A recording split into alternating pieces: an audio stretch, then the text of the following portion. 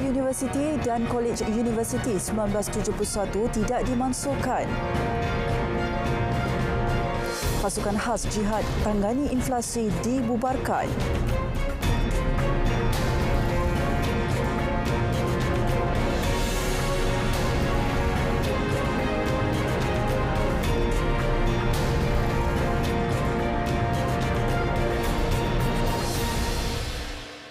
Salam sejahtera dan salam Malaysia Madani, Berita Parlimen 16 Mac 2023 bersama saya Vimala Kasturi Virasami.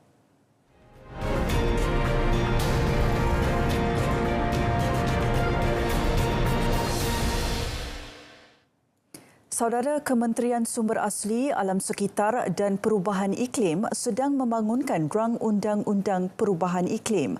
Menterinya Nik Nazmi Nik Ahmad berkata, ia bukti kesungguhan kerajaan dalam menangani isu tersebut. Pembangunan Akta Perubahan Iklim juga akan mengkaji keperluan penubuhan entiti kawal selia ataupun kita memperkasakan entiti sedia ada. Dia ada dua model lah. Kita boleh tubuhkan agensi baru ataupun kita boleh perkasakan apa yang kita ada. Nik Nazmi juga memaklumkan Jabatan Perkhidmatan Awam juga sedang meneliti permohonan kementerian bagi menambah bilangan pejawatan. Sementara itu, mengenai konflik manusia dan haiwan liar hingga mengancam nyawa dan tanaman, ini penjelasan Nik Nazmi. Sebagaimana yang telah saya jawab sebelum ini, bila soal konflik kalau menyebabkan nyawa ataupun kecederaan, kerajaan ada sediakan tabung bagi pampasan. Cuma yang dibangkitkan, sering dibangkitkan dan dibahaskan tempoh hari ialah bila terkena kepada tanaman, terkena kepada kebun.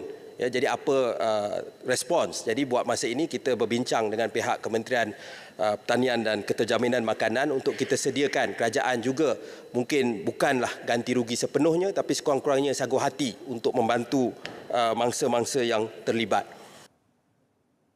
Beliau menggulung perbahasan rang undang-undang perbekalan 2023 peringkat jawatankuasa bagi kementeriannya. Tapi yang pelik sekarang.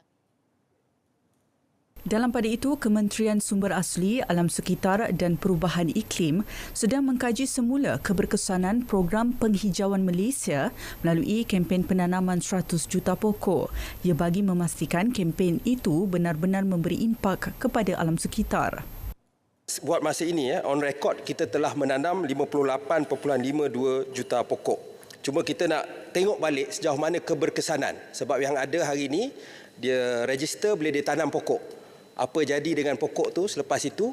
Adakah ia sesuai untuk habitat tersebut dan sebagainya? Itu belum kita dapat kenal pasti. Jadi kita tidak mahu aktiviti penanaman pokok ini menjadi greenwashing semata-mata tanpa memberi impak yang benar-benar efektif ke arah alam sekitar kita. Jadi kita dalam proses mengkaji balik sejauh mana keberkesanan program ini. Dalam penggulungan perbahasan melibatkan Kementerian Perumahan dan Kerajaan Tempatan pula, kementerian itu memaklumkan akan memperkenalkan ambulans udara dengan kerjasama Kementerian Kesihatan menjelang akhir tahun ini. Menterinya Ngah Komeng berkata, helikopter milik Jabatan Bomba dan Penyelamat akan digunakan bagi tujuan itu. Helikopter yang dimiliki oleh Jabatan Bomba dan Penyelamat Malaysia dapat digunakan untuk selamatkan mangsa-mangsa di kawasan-kawasan pedalaman termasuk juga di kawasan kemalangan atas jalan raya highway. Amalan dulu, kerajaan dulu dia outsource kepada sektor swasta. Maka duit itu setahun 20 juta. Sekarang Bomba ambil alih 1 tahun 5 juta saja. Ini adalah satu lagi inisiatif menuju ke arah Malaysia Madani. Dalam pada itu, kementeriannya juga sedang merancang pembinaan rumah belia madani. Inisiatif itu tertumpu kepada menyediakan perumahan secara transit kepada belia berumur 35 tahun ke bawah. Untuk mendiami rumah tersebut bagi sesuatu tempoh yang dirasakan cukup sehingga mereka dapat mengukuhkan kedudukan kewangan dan seterusnya memiliki kediaman sendiri. Dalam sesi perbahasan Belanjawan 2023, peringkat jawatankuasa sebelum itu, kerajaan perlu mengkaji semula perjanjian konsensi Program Pengawasan Kualiti Alam Sekitar EQMP yang ditandatangani pada 2017. Ia selepas program tersebut tidak mencapai objektif penubuhan pengalaman insiden pencemaran yang berlaku di Sungai Kim Kim di Pasir Gudang, Johor. Perkara itu dibangkitkan Ahli Parlimen Puchong Yeo Bee Yin yang melihat penubuhan EQMP juga tidak banyak membantu dalam tindakan penguatkuasaan oleh Jabatan Alam Sekitar. Mengapa kita perlu bayar 6 hingga 80 lebih juta setiap tahun kepada satu syarikat swasta yang tidak mencapai objektif utamanya apabila JAS tahun demi tahun tidak mendapat sokongan kewangan yang mencukupi untuk menjalankan tugas mereka dalam pengawalan pencemaran. Menurut beliau lagi, rundingan semula konsesi EQMP juga mampu menjimatkan perbelanjaan kerajaan. Penjimatan dari rundingan semula adalah sekurang-kurangnya saya kira 20 juta setiap tahun. Oleh itu, Puchong sangat berharap bahawa Menteri boleh mulakan balik rundingan semula dan jika berjaya, ini dapat memberi suntikan kewangan yang sangat besar kepada JAS tanpa melibatkan lebih banyak duit rakyat. Isu pembinaan taman awam antara yang dibangkitkan hari ini. Beberapa wakil rakyat mahu Kementerian Perumahan dan Kerajaan Tempatan meneliti semula supaya lebih banyak taman awam diwujudkan terutama di bandar besar.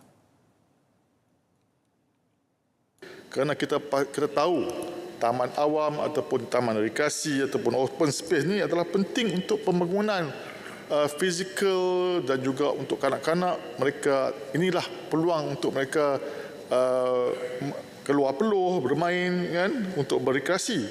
It's a green lung for sesuatu pembangunan. Jadi saya harap KPKT melihat semula pembangunan taman awam ni supaya lebih banyak diadakan, terutama sekali di bandar-bandar besar, kerana dengan pembangunan yang tidak seimbang ini akan membuatkan kita kehilangan beberapa green lung. Adakah kerajaan bercadang untuk memastikan bahawa kewujudan semua taman-taman awam sebagai contohnya di Taiping yang telah pun diwujudkan lama dahulu supaya dapat dibuat di seluruh parlimen, sebab kita nampak hari ini kita kurang kawasan hijau.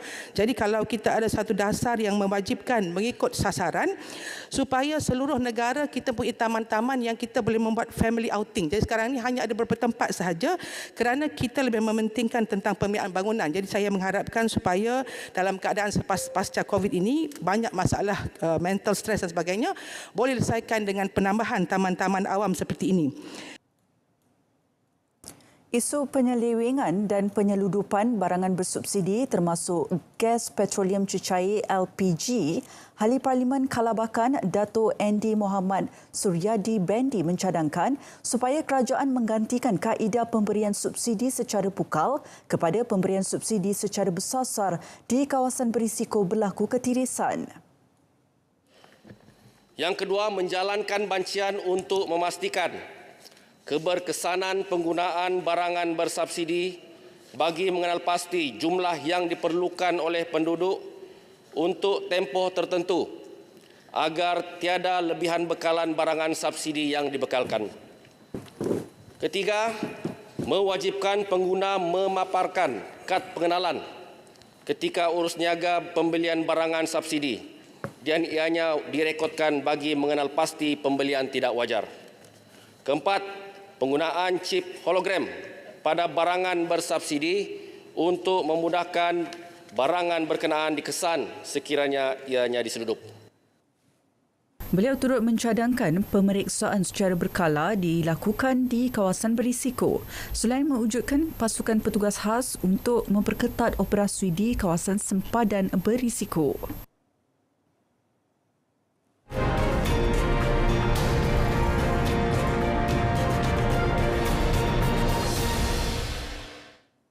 Akta Universiti dan College Universiti 1971 AUKU masih lagi relevan dalam menguatkuasakan fungsinya.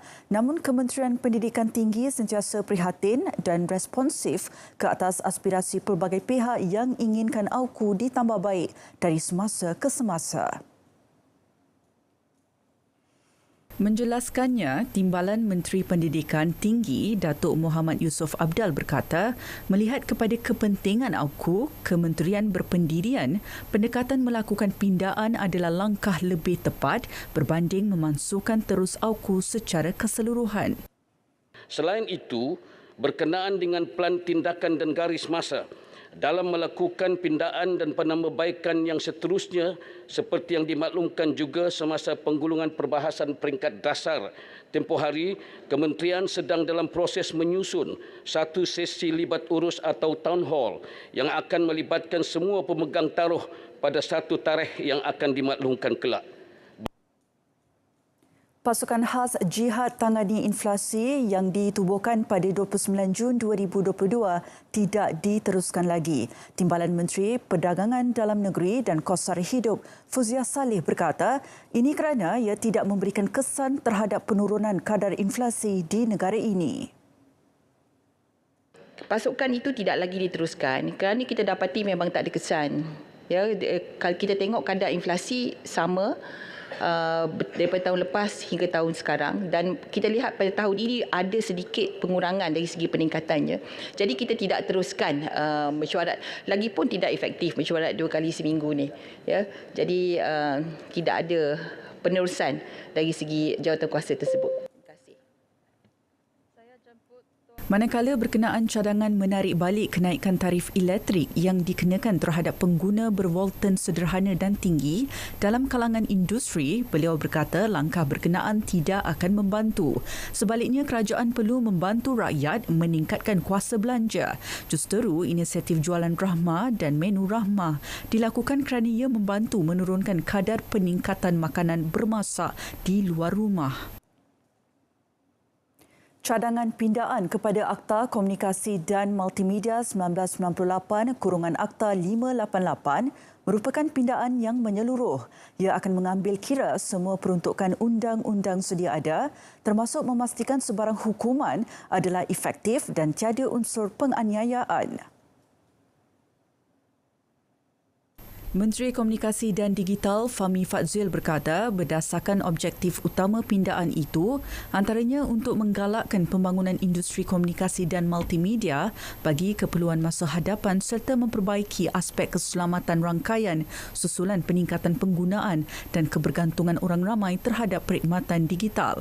Menjawab pertanyaan Bandar Kuching, Dr. Kelvin Yi Li Wen, jelas beliau pemakaian Seksyen 233 Akta 588 pada masa ini adalah bagi menangani penyalahgunaan kemudahan rangkaian, perkhidmatan rangkaian atau perkhidmatan aplikasi termasuk platform media sosial. Antara cadangan pindaan yang sedang diteliti termasuklah cadangan pindaan kepada Seksyen 233 Akta 588. Akta 588 setakat ini belum pernah dipinda. Bermaksud 25 tahun telah berlalu sejak undang-undang ini dirangka dan digubal dan diluluskan. Dan semestinya kita tahu 25 tahun yang lalu dan sekarang dan 25 tahun yang akan datang, keadaan teknologi penggunaan platform-platform yang ada juga sangat berbeza. Maka bila pihak kementerian meneliti secara keseluruhan, kita tidak berhasrat hanya untuk melihat Akta 233 ataupun Seksyen 233 ini, tetapi memandangkan perubahan yang besar sedang berlaku. Kalau dulu kita cuma menggunakan mungkin 2G, 3G, sekarang 5G dan kemudian bagaimana? Dalam pada itu, bagi menjawab soalan tambahan Wakil Pasir Putih, Datuk Dr. Nik Muhammad Zawawi Saleh, Fahmi Fadzil memaklumkan kerajaan terbuka menyediakan platform bagi perdebatan tokoh politik tanah air yang akan disiarkan secara langsung kepada umum. Ia bagi menyemarakkan demokrasi dan membantu masyarakat supaya lebih cakna. Betul. Kalau kita lihat sama ada isu minyak ke ataupun isu tol ke, isu pangkah parti sekian anak pakai skirt ke, ini semua fitnah fitnah belaka. Dan memang kita terbuka, memang saya percaya kita ada platform-platform yang boleh disediakan dan pihak kerajaan dari semasa ke semasa akan meneliti cadangan-cadangan seperti yang Berhormat sebutkan tadi supaya rakyat menjadi lebih bijak, lebih cakna, lebih prihatin dan lebih literate, lebih faham dan fasih tentang demokrasi. Jadi dia menjadi demokrasi bukan demokrasi. Demokrasi RM5 datang keluar undi saya sebagai contoh ya. Tambahnya, ahli parlimen juga boleh menggunakan platform sebenarnya.my atau mychat.my yang berfungsi memperjelas dan memperbetul fakta. Selain usaha memperbaiki jaringan jalur lebar melalui penyediaan infrastruktur komunikasi, Suruhanjaya Komunikasi dan Multimedia Malaysia SKMM turut menjalankan pengukuran kualiti di lapangan berdasarkan aduan dan perancangan audit berkala seluruh negara. Timbalan Menteri Komunikasi dan Digital Teo Ni Ching berkata, pengukuran semula ini untuk menyemak kepatuhan pemberi perkhidmatan terhadap kesemua 29 arahan Suruhanjaya yang telah dikeluarkan di Sabah. Aktiviti audit kualiti perkhidmatan ini juga akan diteruskan untuk tahun 2023 dengan sasaran sebanyak 4,000 lokasi di seluruh negara. 2022, sebanyak 29 arahan Suruhanjaya telah dikeluarkan kepada pemberi perkhidmatan yang gagal memenuhi standard mandatory yang melibatkan 29 lokasi berbeza di Sabah.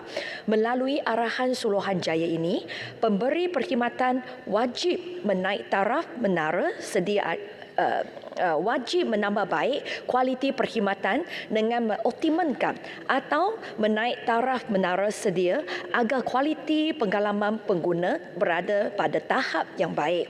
Ketidakpatuhan kepada arahan Suruhanjaya boleh dikenakan penalti sivil sehingga RM200,000. Beliau menjawab soalan Wakil Kota Belud Isna Raisah Munira Majlis. Beri perkhidmatan kesihatan kepada semua rakyat, biarpun pesakit berasal dari luar kawasan operasi klinik kesihatan KK. Menteri Kesihatan Dr. Zaliha Mustafa juga mengingatkan semua anggota kesihatan di kaunter pendaftaran untuk tidak menolak kehadiran mana-mana pihak untuk mendapatkan rawatan di klinik kesihatan KK bagi memenuhi pendekatan No Wrong Door Policy. Pendekatan itu dilaksanakan melalui Personalised Care Family Doctor Concept bagi memastikan penjagaan kesihatan berterusan dan tidak boleh dijadikan alasan untuk menolak pesakit yang datang dari luar kawasan operasi KK. Sebagai contoh, pesakit yang menerima rawatan di klinik kesihatan di kawasan Parlimen Kapar boleh mendapatkan rawatan di klinik kesihatan berdekatan, contohnya di kawasan Parlimen Bukit Raja, sekiranya klinik kesihatan tersebut berdekatan dengan kediaman pesakit demi keselesaan dan juga kemudahan pesakit. Beliau menjawab soalan Wakil Kampar Dr. Halimah Ali yang ingin mengetahui adakah kementerian ada membuat ketetapan melarang pesakit menggunakan khidmat klinik kesihatan yang lebih dekat dengan rumah mereka selepas bersempadanan semula kawasan pilihan raya. Sementara itu, menjawab soalan tambahan Wakil Balik Pulau, Datuk Muhammad Bakhtiar Wan Sheikh, sama ada rawatan tidak akan diberikan kepada pesakit yang tidak mematuhi kod etika pemakaian ketika hadir ke fasiliti kesihatan awam. Dr. Zaliha menjelaskan semua pesakit yang datang perlu diterima dalam apa juga keadaan, terutama ketika kecemasan. Secara prinsipnya, setiap pesakit yang berhormat wajib diberi keutamaan rawatan tanpa mengira kaum, bangsa mahupun kod etika pakaian. Jadi setiap pengamal perubatan termasuklah petugas perubatan perlu menjaga etika mereka setelah kita sebenarnya ada oath kita mengangkat sumpah ataupun Hippocratic Oath dia panggil yang diikrar oleh khususnya para doktor dan pengamal perubatan termasuk kesediaan untuk membantu pesakit. Kawalan udara di kawasan Laut Cina Selatan berada dalam keadaan rapi. Menteri Pertahanan Datuk Seri Mohamad Hassan memaklumkan secara keseluruhan pengawalan dan pengawasan ruang udara kawasan di Sabah dan Sarawak masih lagi selamat dan dilakukan dengan telus. Justeru, tidak ada sebarang kelompongan yang perlu dijadikan isu mengenainya. Di Gunung Ili masih lagi diguna pakai kapasiti melebihi ataupun kemampuan dia, dia full mission capability. Ya. Full mission, dia mana dia beroperasi sepenuhnya. Tetapi kita telah decommission ataupun kita telah pun tidak menggunakan lagi radar yang lagi satu di Labuan kerana dia punya usia pun dah terlampau lama dan dia punya FMC full mission capable tu dah tak lagi dapat mencapai tahap yang diperlukan. Maka kita decommission dan TUDM ataupun Kementerian Pertahanan dalam proses untuk kita menggantikannya. Dulu dia punya Italian, Alina, dia punya sistem. Sekarang kita akan panggil sistem daripada PC-77, 77 daripada Amerika yang akan kita commissionkan hujung tahun ini insyaAllah. Beliau menjawab pertanyaan Wakil SIK Ahmad Tarmizi Sulaiman. Tiada kompromi untuk sebarang pelanggaran terma dan syarat yang ditetapkan kepada syarikat yang melaksanakan sistem pengurusan pentaksiran bersepadu SPPB di bawah MOEIS. Menteri Pendidikan Malaysia KPM Fadlina Siddiq berkata, KPM bersedia dan terbuka untuk sebarang inkuiri, integriti dan audit teknikal dalaman sekiranya terdapat dakwaan berhubung pelanggaran tata cara pelaksanaan sistem ini.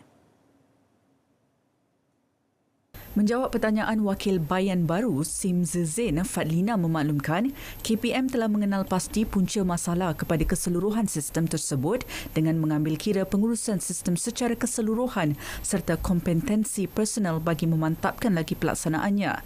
Prestasi sistem juga terus dipantau bagi memastikan ia sentiasa beroperasi dengan baik bagi meminimumkan gangguan capaian.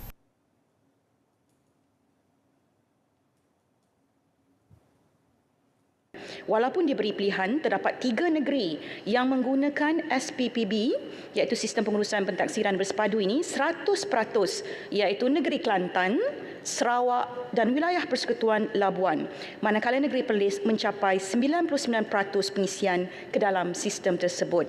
Saya perlu rakamkan ucapan terima kasih kepada semua guru-guru yang bersabar ketika sistem ini mengalami gugatan. Malah memberikan kerjasama sepenuhnya sewaktu KPM melakukan kunjung bantu dan bersedia dengan sistem hybrid sementara kita berusaha meningkatkan kompetensi sistem ini. Tambahnya, MOEIS dibangunkan secara dalaman manakala IDMI dan SPPB dibangunkan secara penyumberluaran kepada 2 syarikat berbeza. Kedua-dua sistem ini diperoleh secara sebut harga dan tender terbuka selaras dengan pekeliling perolehan kerajaan berdasarkan harga siling yang telah ditetapkan dalam tender. Yayasan Bantuan Guaman Kebangsaan YBGK telah memberikan perkhidmatan bantuan guaman jenayah kepada 657,057 orang dari 2020 hingga 2022. Timbalan Menteri di Jabatan Perdana Menteri Undang-Undang dan Reformasi Institusi Ram Karpal Singh menjelaskan sepanjang tempoh itu kerajaan telah memperuntukkan 24.6 juta ringgit bagi membiayai perjalanan operasi YBGK dan membayar perkhidmatan yang diberikan peguam panel.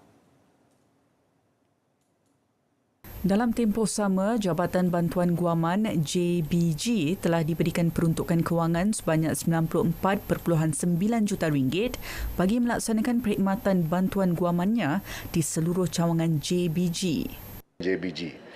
Dalam 3 tahun ini sahaja, kerajaan telah membelanjakan sebanyak 119.5 juta ringgit Malaysia bagi menyediakan perkhidmatan bantuan guaman kepada rakyat Malaysia. Selain itu, dari tahun 2018 hingga 2022, seramai 2,071 guaman lantikan mahkamah telah juga dilantik bagi prosiding di Mahkamah Persekutuan, Rayuan dan Mahkamah Tinggi Malaya dan Mahkamah Tinggi Sabah dan Sarawak yang melibatkan kos sebanyak 8 juta ringgit kepada kerajaan Malaysia. Beliau menjawab soalan asal yang dikemukakan Wakil Bangi Syahridzan Johan. Kementerian Pembangunan Usahawan dan Koperasi KUSKOP komited dalam memberi fokus kepada usaha dalam mendigitalisasikan perusahaan mikro, kecil dan sederhana PMKS. Untuk itu, satu pelan strategi KUSKOP 2023 digerakkan bagi menyediakan ekosistem perniagaan yang kondusif dalam menyokong serta memacu pemulihan, pertumbuhan dan kestabilan sektor keusahawanan negara. Menterinya Dato' Iwan Benedict berkata beberapa strategi juga dirangka dalam menjayakan pelan berkenaan, antaranya mempercepat tahap adaptasi teknologi bagi meningkatkan kecekapan dan produktiviti perniagaan dan menggalakkan penggunaan platform digital. Program ini bertujuan untuk memberi pendedahan transformasi koperasi ke arah penggunaan teknologi dan digitalisasi dalam tadbir urus dan aktiviti. Keempat, skim pembiayaan online Tekun oleh Tekun Nasional dengan sasaran sebanyak 3,000 peserta. Program ini bertujuan untuk menyediakan modal pembiayaan secara mudah dan cepat khas untuk usahawan yang menjalankan perniagaan secara atas talian. Dan yang kelima, program memperkasakan digitalisasi koperasi oleh Institut Koperasi Malaysia dengan sasaran sebanyak 1,000 peserta yang bertujuan menggalakkan koperasi menggunakan pemasaran digital. Beliau menjawab pertanyaan Ahli Parlimen Pasir Putih, Datuk Dr. Nik Muhammad Zawawi Saleh. 7,000 syarikat startup dijangka menerima manfaat daripada program-program di bawah My Startup Super tahun ini. Menteri Sains, Teknologi dan Inovasi Musti Chang Lih Kang berkata, kementeriannya bekerjasama dengan agensi pembiaya bagi menyediakan pelbagai insentif pembiayaan serta dana dalam membantu syarikat-syarikat startup bermula sehingga ke peringkat seterusnya. Program My Startup merupakan salah satu inisiatif di bawah Super 2021 hingga 2030. Manfaat daripada program-program yang dilaksanakan. Antara inisiatif yang dijalankan adalah My Hackathon, My Startup Pre-Accelerator, My Startup Accelerator dan program-program pembangunan ekosistem yang lain. Super menggariskan 16 intervensi perentasi 5 penjana ekosistem utama iaitu A. Pembiayaan, B. Bakat, C. Inovasi, D. Dasar dan peraturan serta E. Ekosistem pasaran. Ia melibatkan semua pemegang taruh utama di dalam ekosistem startup iaitu startup, pelabur, kementerian ataupun jabatan ataupun agensi kerajaan, pemain industri dan pihak berkepentingan yang lain untuk menyokong pembangunan ekosistem secara holistik dan meningkatkan kebolehpasaran startup di dalam dan luar negara. Beliau menjawab pertanyaan Ahli Parlimen Tebrau Jimmy Puawisi yang bertanyakan mengenai usaha kementerian untuk membantu lebih banyak syarikat startup. Berita Parlimen berakhir di sini. Dapatkan perkembangan sahih sepanjang masa melalui portal berita.rtm.gov.my. Yang sahih di RTM, Salam Malaysia Madani dan jumpa lagi.